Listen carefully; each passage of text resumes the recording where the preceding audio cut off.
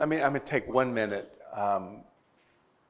to say something not about Colossians. Lisa and I just returned about 3 days ago from Brazil, where we were able to visit with Mark and Melinda and Jude Dye, and to be a part of the work of the church, which we provide substantial support. Part of the reason that we went is there's just so many things have happened with Jude having to have so much surgery, and so the Dyes were in Florida for weeks upon weeks, and then with Riley Hill having severe anemia that they could not solve, and so Justin and Jill, the number of doctors they went to see, and finally the doctor said, "You all have to come home. You have to come home." And that wasn't the plan. You know, it wasn't the plan. I think about plans a lot. I think we need plans. I think planning is good. I think planning is important. I think just kind of living in the moment is never helpful. But sometimes plans go awry. And when plans go awry, I think we have an opportunity to see two things. One, we have an opportunity to see what people are made of, because it's when plans go wrong that courage and quick thinking and faith have to kick in. But when plans go awry, watching what God does is a sight to behold. And so this church that it was committed to being fully self-supporting in 5 years. COVID kind of messed all that up. We're really about 2.5 years into it. This was not a church in which they were going to be dependent upon American missionaries forever and ever. Amen.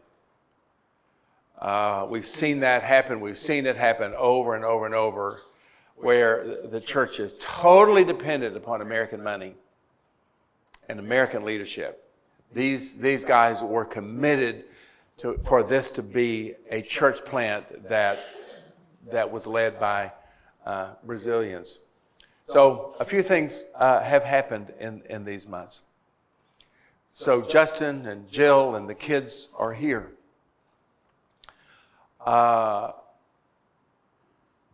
Lucas and Natalia Cavalcanti, who had joined the work from Western Brazil and Campo Grande, Brazil.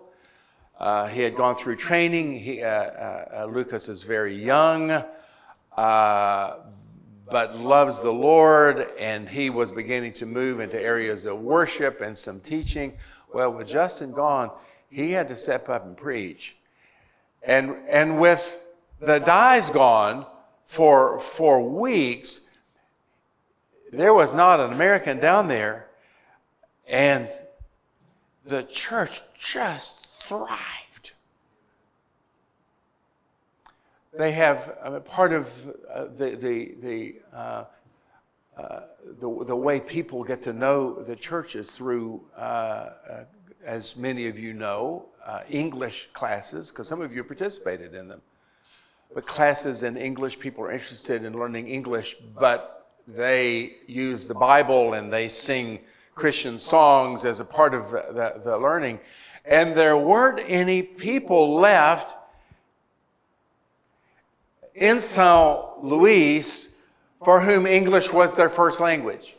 There were people who spoke English, but there were always people that was a second language or third language. And so, Dyes and Hills said, we're going to have to cancel the classes. And they said, absolutely not. Absolutely not. We're going to go on with the classes. And so those for whom English was a second language or a third language taught the others, and the class grew rather than getting smaller. And just watching the people who become involved, some who have been baptized, some who have made long-time commitments to the Lord been baptized but did not have a church home have now come and been a part of that church. So the Sunday we were there last Sunday, there were about 50 people, churches, barely 2 years old. They said 2 years ago there were 3 people in their home, in the Hills home. There were 50 people there on Sunday, and it was an extraordinary time of worship. And then there was a leadership conference afterwards that was supposed to last 2 hours, but if you know anything about Brazilian time, 2 hours was actually 4 hours, but they all knew that. No one is there like, the 2 Americans going, it just went on. And of the 50 people who were there, 40 stayed all day. They were hoping for 12. The 10 who left came and apologized. I'm so sorry. We had other plans. We've got to go out of town. 80% of the church stayed all day.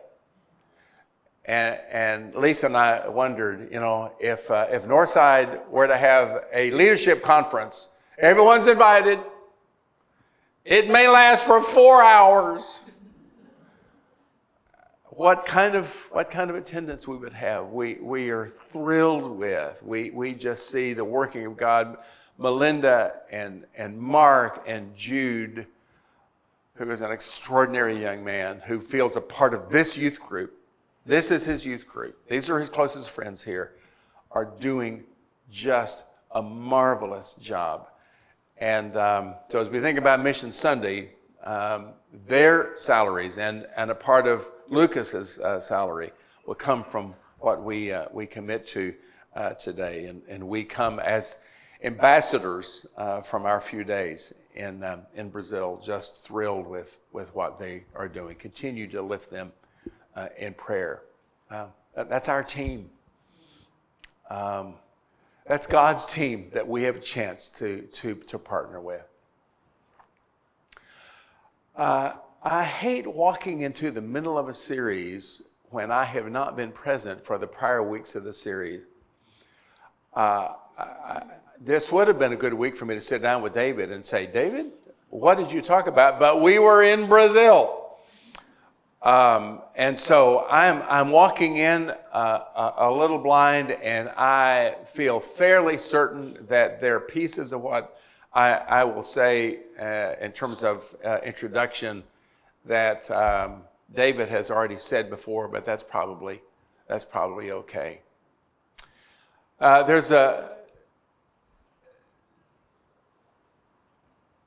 is a river that goes through what's now Turkey, but what in those days was called Asia Minor, from which we get the word meander. Have you talked about the Meander River a bit? Meander. What does meander mean, to meander? I'm just going to meander. What? Where are you walking? I don't know. I'm just going to meander. What does that mean? Yeah, it's wandering around here and there. That's exactly what the river does. We get the word meander from the Meander River. You look at a map of the Meander River, it's just lazy. It just goes a little bit here and a little bit there. Meander, let me get my glasses. Meander in Greek mythology is the son of the Greek god Oceanus. I didn't know that there was a Greek god named Oceanus, but there is, and his son, mythical son, is named Meander. This river plays a really important role in kind of the life and the culture. So many of the towns and cities and agriculture and transportation were related to the Meander River. One of the tributaries of the Meander River is the Lycus River. Lycos, Lycus River. And it was very small. In most places, the Lycus River is about the same width as it is depth, which is to say not much. We might call it a creek today. There's generally water in it all the time.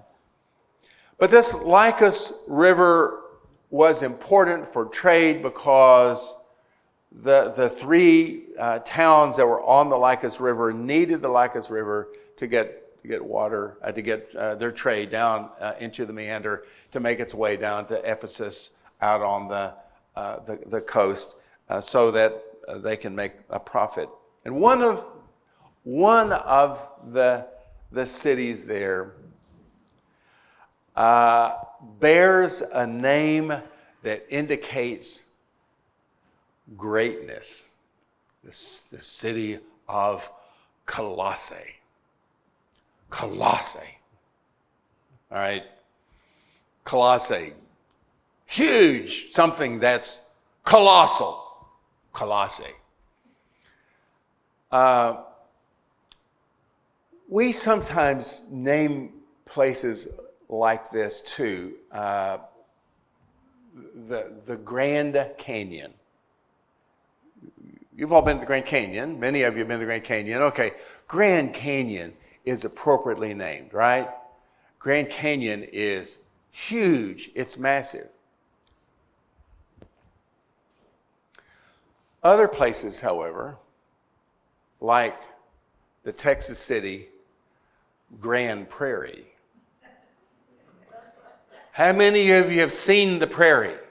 There in Grand Prairie. Have you seen the prairie? Grand Prairie. Grand. It's Grand Prairie. It's like talking about Wichita Falls as if there were any water there. Grand Prairie is not grand. It's like every church in Abilene, by the way, has something about hills in it. You know, Baker Heights, Highland, Southern Hills, Hillcrest. There's not a hill in Abilene.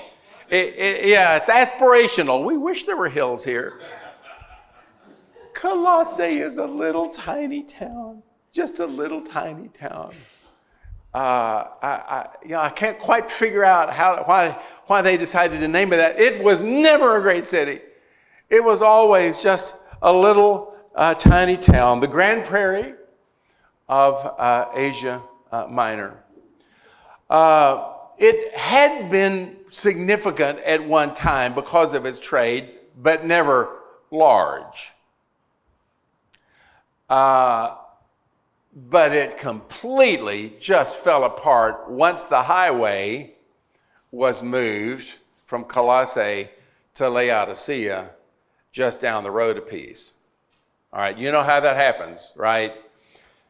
You've got a major highway, and then they build an interstate.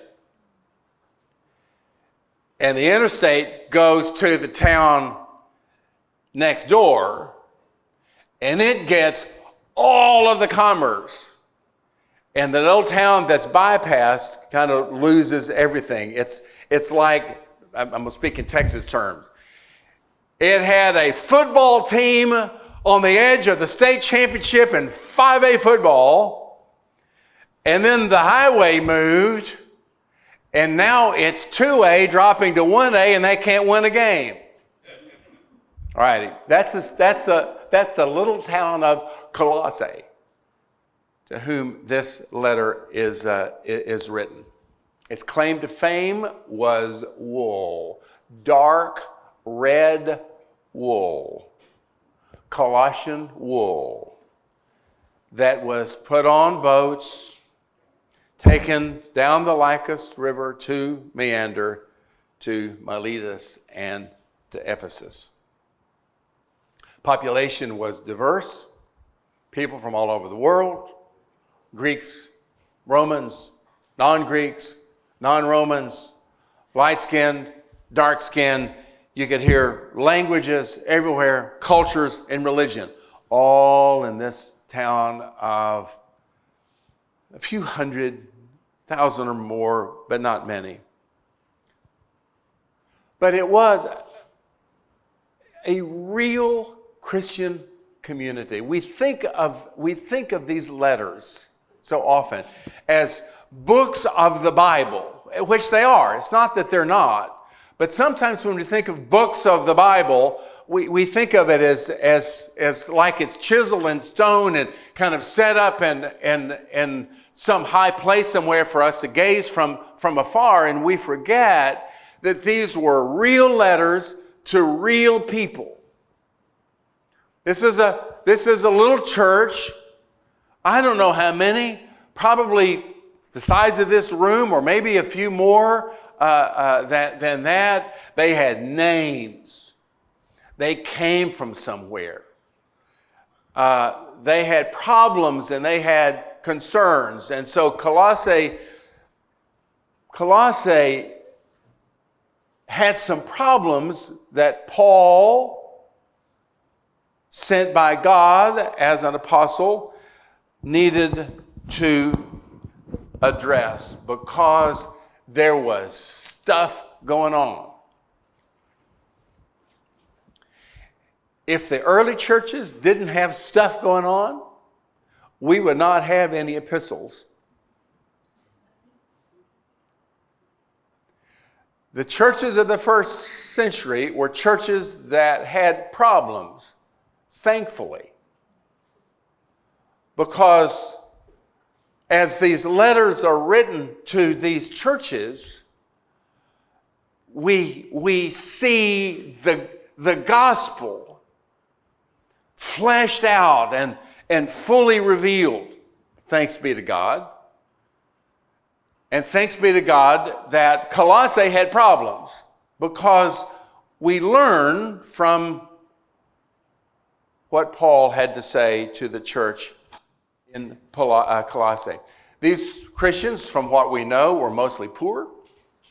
Not all of them, but most of them were poor. That's true for churches all over Asia Minor and Europe, Greece and West. They were mostly poor. These were not the establishment folks. These were the poor and the marginalized mostly. The diversity of the church reflected the town. They were mostly Gentile and partly Jewish. Gentile means non-Jew, everybody else.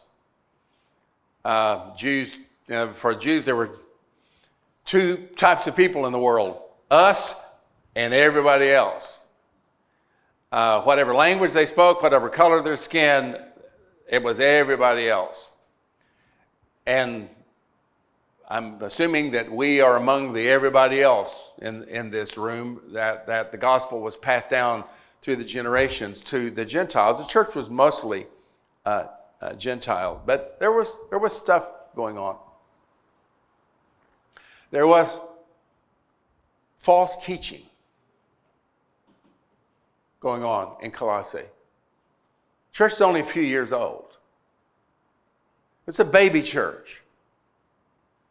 And things are being said there that Paul felt like did not reflect the truth.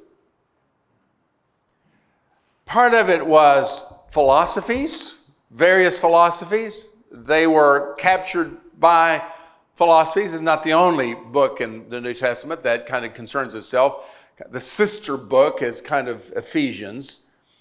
When you put Ephesians and Colossians side by side, you see about a third of it is just almost word for word the same. Ephesians had some of the same problem.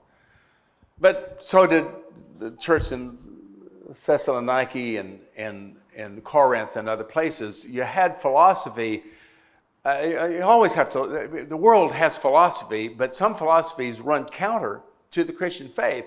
Some philosophies are not gospel-leaning. Some philosophies are kind of gospel-leaning, and some philosophies are not. And so there were philosophies of some sort going on. There's language about the worship. It's either the worship of angels or worship like angels. We'll come back and talk about that. Worship of angels, some kind of angel worship. Some of that came from some philosophies that were pretty common in those days. In fact, one of those philosophies that really blossomed just a few years later talked about God and humans and that between God and humans was a whole hierarchy of angels. And then under the angels was Jesus, who was human but not God. And then there were humans. This is what 1st, 2nd, 3rd John are about. I don't know that it's that, but there's a lot of speculation about angels. We don't talk about angels much, but the little church in Colossae did. There were a lot of rules about food and drink, as is true of pretty much all of the first century churches that had a Jewish population, because the Jews were concerned about food and drink. What's kosher? What's non-kosher? You can't eat that food. No, you can't eat that food. Lonnie, don't eat the bacon. Do not eat that bacon, because that bacon is unclean. None if there's a pig inside. There was concern about food and drink. There was concern about holy days. Can you celebrate this holy day? Can you celebrate that holy day? Do you have to celebrate that? Some of this, the book of Romans deals with the same set of issues. Do you have to celebrate Jewish holy days? Or is it okay if I'm not Jewish not to celebrate Yom Kippur, the Day of Atonement? Is it okay to celebrate a Gentile holiday? And some people in the church that were saying, don't handle, don't taste, don't touch. You ever known anyone like that? Their first reply to any question about can I, the first instinct is to say, no, you can't do that. Oh, no, you can't do that. I need to look around the room. No, you can't do that. I want to make sure that everyone stays inside the little fence that I have built. And so those are the things that you'll see evidenced in the coming pages, but I would submit those are not the main problem. Those are kind of the symptoms of the problem. The main problem is less about what they believed than it was how they believed or their attitudes, because they were arrogant. I started to ask the question, have you ever known anyone who was arrogant? And I think, wait a minute, in my own life, I have shown myself to be arrogant on more occasions than I can account. I suspect it is a problem that all humans have, but some more than others. So talk to me about the characteristics of an arrogant person. Tell me what an arrogant person is like. Because we've all known or lived inside arrogance. What is an arrogant person like? A know-it-all, know everything. Yeah. Proud. Yeah. If you were only like me, I am the most eloquent, I'm the smartest, and I'm probably the most humble person in the room. What else? They're dismissive. Yeah. Talk about that. What? They push away any other ideas. Yeah. Yeah, dismissive of the ideas. Oh, that's a stupid idea. And of the people who hold the idea. How could anyone believe that nonsense? Yeah. What else? What is an arrogant person like? Yeah. In my case, it's forgetfulness that I used to not think what I think today. Oh, wow. I probably will change my mind in the future. Wow. Yeah. There was a time in which I knew it all. And almost all the things that I knew, I now look back and say, I didn't know any of it. But your comment is, we forget that. We live inside our own skin, and so we're always present. And so now we're like, yeah, but I've arrived now. not anticipating the fact that 5 years from now or 10 years from now, we're going to look back and say, boy, how could I have ever? Yeah, that's really helpful. Arrogant people will kill a church. Arrogant churches will die. People who know everything, who know what's right, who know how worship should go, who know what the preacher should say, who know what an elder should do and the decisions they should make, who can sit in judgment, sit with their arms folded and say, yeah, well, that was wrong. Boy, I disagree with that. Will kill a church. And a church that's cocky about all we're doing. Look at us. The number of churches in the 70s and 80s and 90s that I watched just grow and grow and grow and grow. And they were like, look, we're going to have some workshops for all of y'all out there who are going to come over here and we're going to tell you how we became a church like this. Y'all are going to want to come. And then the migration of people that came in their cities that grew the church just keep going out. Just keep going farther and farther and farther. And then those big churches end up in decline. And it turns out it wasn't because of how much they knew or what they were doing, but because of population surges in their city. Oh boy, arrogance is a tempting sin. The language of Paul is, you are puffed up.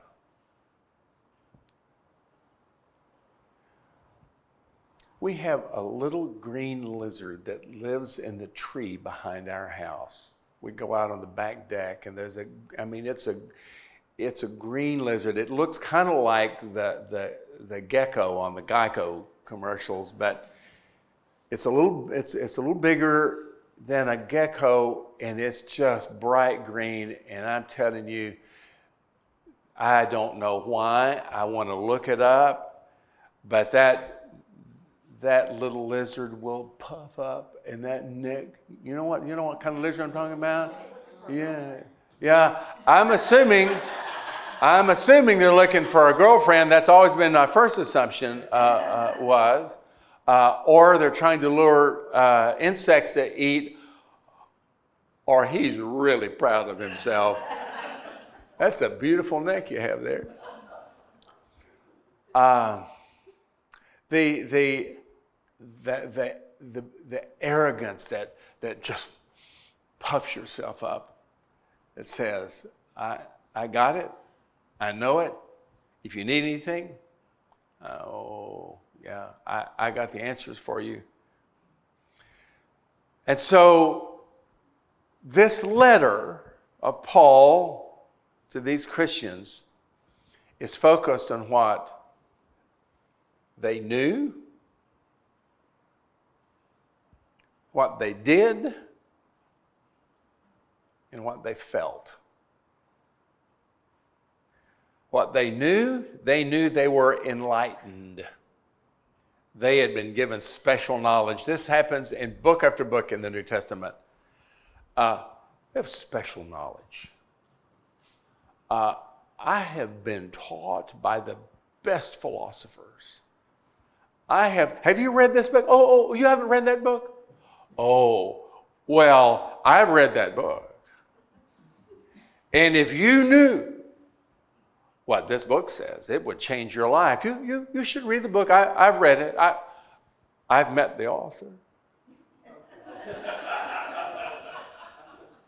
All right. Do you know what that's like? That sense of being enlightened. What they did were the rules. Keep all the rules. If you keep all the rules, then God will have to save you. He gave you the rules. He gave some of those rules probably too generously. I don't know why God did that, but he made the rules too general, and so we're going to make it very specific for you. Don't touch. Don't handle. Don't taste.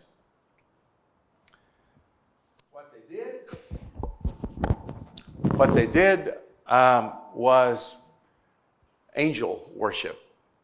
Either worshiping like angels or worshiping angels because they were having some experiences, really special experiences. Did you not cry during that song? Did you not get chill bumps all over you? Well, the Holy Spirit was working in me and I got all tingly. I may have a gift that you don't have. I'm worshiping like the angels. The angels and I, we know God. Maybe someday you will know and do and feel what I do. You have a sense why Paul needed to write these folks? There's both the what and the how. What they were teaching, but also the arrogance, the attitude that went with it. What does that look like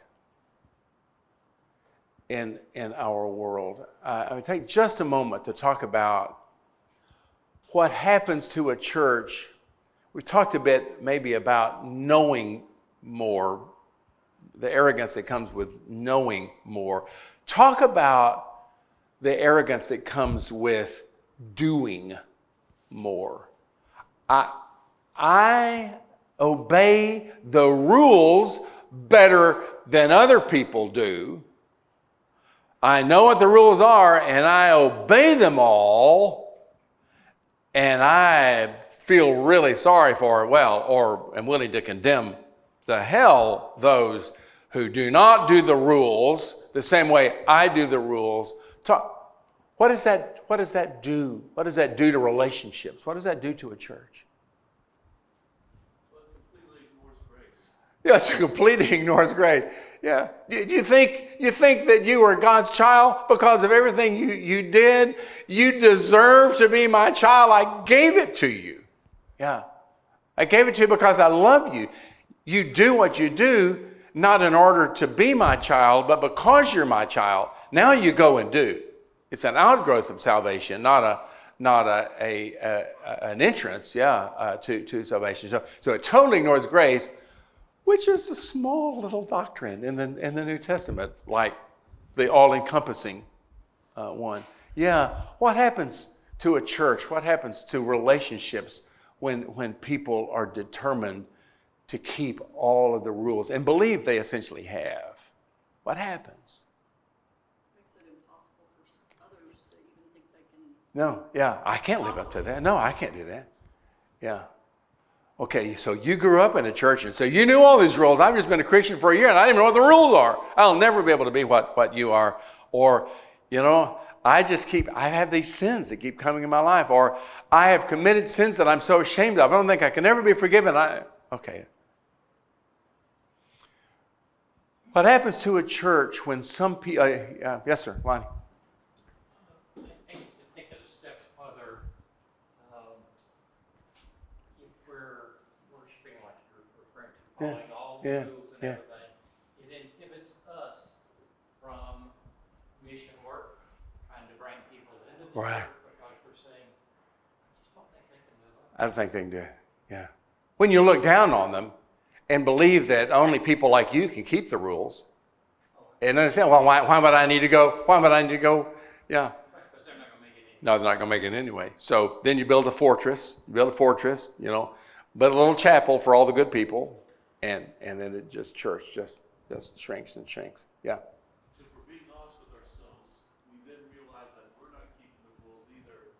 And so we not only exclude them, we start excluding ourselves from that relationship. Oh, yeah. That's the hard part, is coming to the realization that even though we think we get the rules better than anyone else, we're not keeping the rules either. And nobody better find out. Yeah. That's why, when you come to church and, someone asks you, how you doing? The answer is, fine. I'm fine. How are you? Fine. Everybody's fine. Well, truth is, I know why we do that, by the way. The question, how are you, is not actually asking how you are. When you ask someone, how are you, and they begin to talk to you about their sciaticus, then you know that they don't understand. You're just saying, I recognize you. You recognize me. Great. But when we keep the masks up, everything's fine in my life. No, everything's fine. Everything's good. And what I'm living at home, what I'm living in my heart, I would be humiliated if you knew. Back in Romans, there's all this teaching about the law, and a part of the question is, can you be saved by keeping the works of law? And the answer is yes, if I keep all of the laws perfectly, which I can't. And so the answer has to be ultimately no, because I can't keep all the laws. I can't keep all the laws. I can't do it all right. And once I mess up one of them, then I am guilty of all of the laws. And so to sit here and say, well, I'm getting most of it. I am more right than you are. I'm more obedient than you are. It does nothing, because it doesn't recognize the fact that I too have failed and I have not kept the law perfectly. And that I have to be saved by grace too. All of us have to be saved by grace, however well we keep the law, because none of us keeps the law perfectly. All right. All of that, I think, maybe sets up the prayer that is in verses 9 through 14. So with all that in mind, let's read this prayer together. And read the prayer with this set of problems in your mind. What has caused Paul to write in the first place? Their arrogance primarily, but their arrogance about what they know, what they do, and what they feel. And so our section today is verses 9 through 14. And when you find a place in this prayer in which Paul is talking about either what he wants them to know, or what he wants them to do, or what he wants them to feel or experience, then stop me. Shout out, raise a hand, do something, okay? For this reason, this being the faithful, Epaphras is a faithful minister of Christ on your behalf, and he has made known to us your love in the Spirit. So because of the work of Christ, because of the work of the Spirit, since the day we heard it, the work going on among you, we have not ceased praying for you and asking that you may be filled with the knowledge of God. Boy, there's number one. Let's hang on to that phrase. I pray that you will be filled with the knowledge of God, the knowledge about God, the knowledge that God gives, all of that.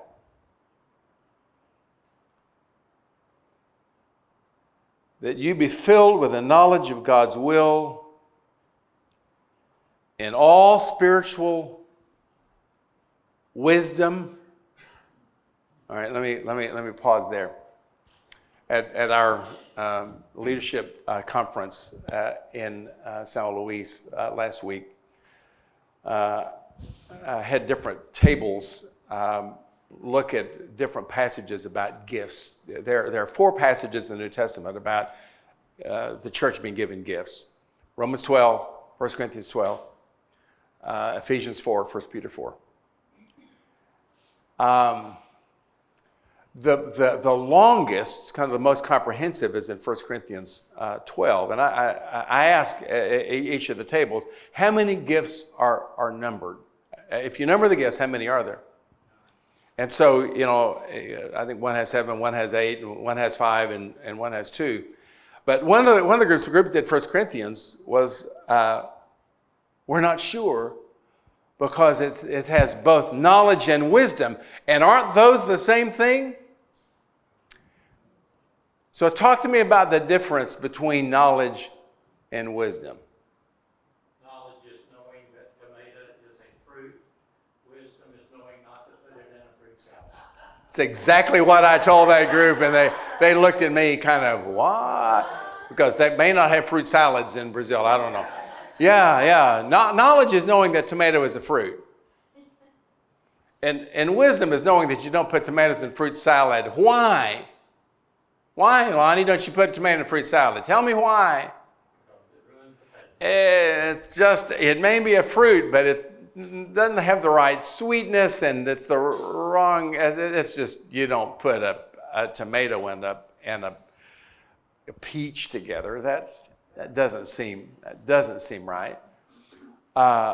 Knowledge is about, I think 2 things: facts, but it's also about relationship. I mean, think about the language, especially that comes from the Old Testament. The polite way of talking about a husband and wife having sexual relations is, and they knew one another. We all may be too old to remember what that was like when we were like 11 or 12 or 13, whenever that awareness, and at least the boys would say, oh, and they knew one another. Knowing one another means to be so intimate with the other that you don't just know about them, but you are consumed by them. You are a part of them, that your hearts are melded.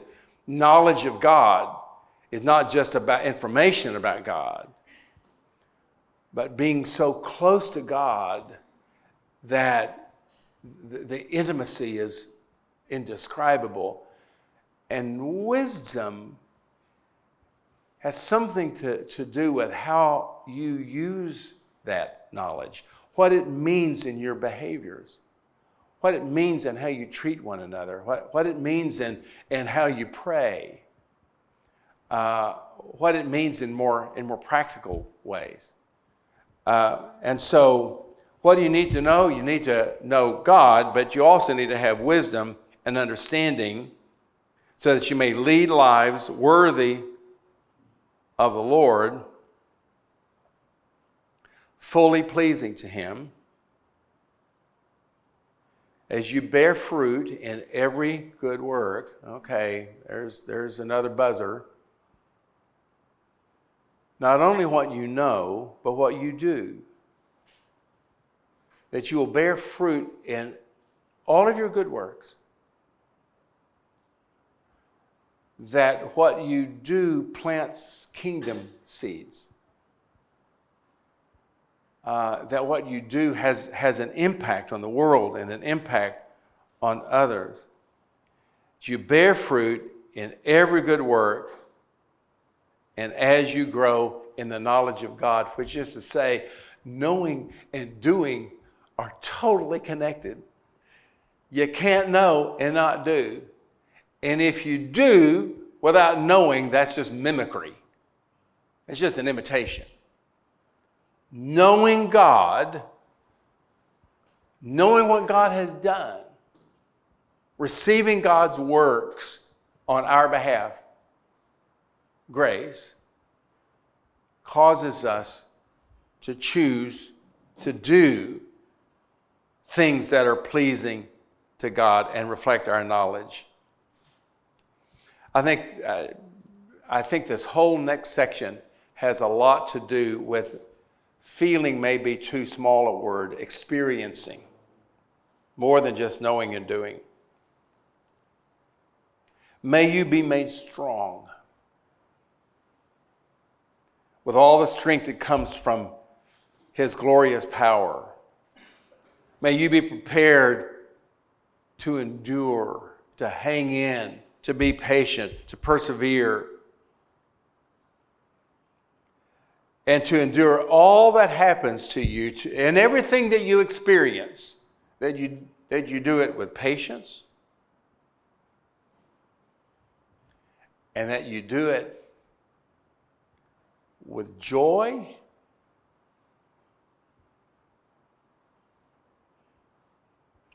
and that you give thanks to the Father who has enabled you to share in the inheritance of the saints in the light. He has rescued us from the power of darkness and transferred us into the kingdom of His beloved Son, in whom we have redemption, the forgiveness of sins. Let me go to that third phrase, the experiencing part. May you be strong. The strength that you need comes from beyond yourself, comes from God's glorious power. And may you, with that power, be prepared to endure whatever happens to you. Let's put some flesh on that. Even if one of the members of your mission team has to go home and you're stuck by yourself,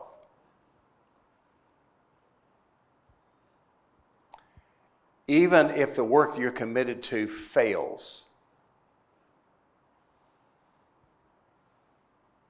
even if relationships that you've given your life to are broken,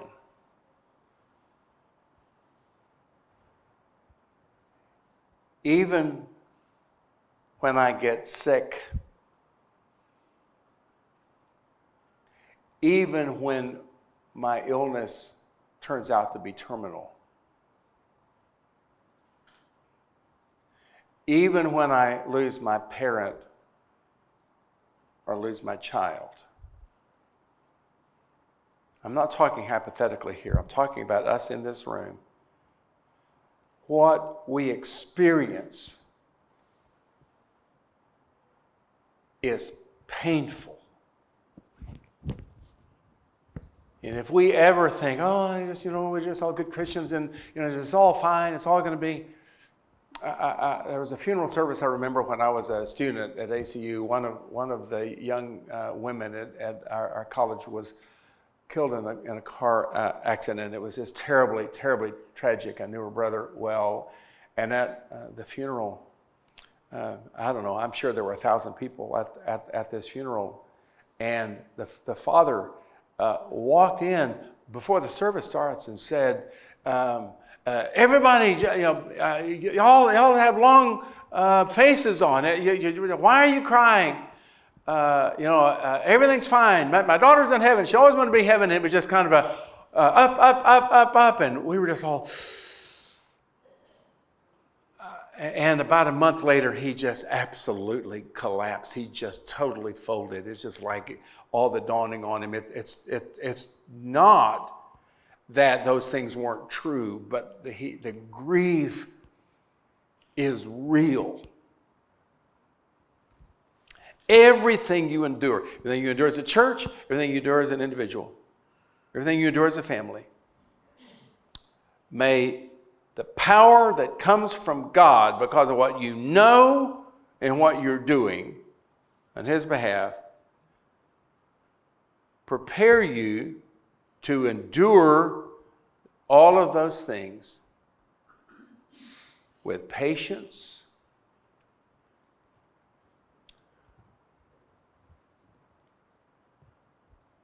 and with joy, which is different than happiness,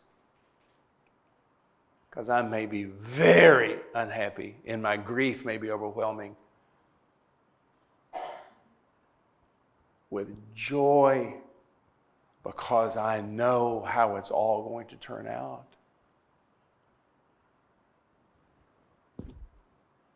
with joy because God is in charge, with joy because the Spirit of God is living in me, even though I don't deserve it.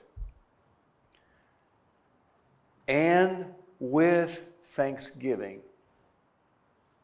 Not thankful for the bad incident, not thankful for the cancer, not thankful for the untimely death. Maybe thankful that in spite of our good plans that were foiled, God was at work anyway, but sometimes you see that and sometimes you don't. But living with gratitude because we were never intended to live in this life and in this place eternally. And that God is calling all of us toward God and God's home and God's future for us. That kind of power will change the church and will change each of us. I pray God's blessings upon you as you go through this study. As you continue to study Colossians, David is a wise and good pathfinder and scout in the wilderness. He studied hard and studied well, and you're in really good hands.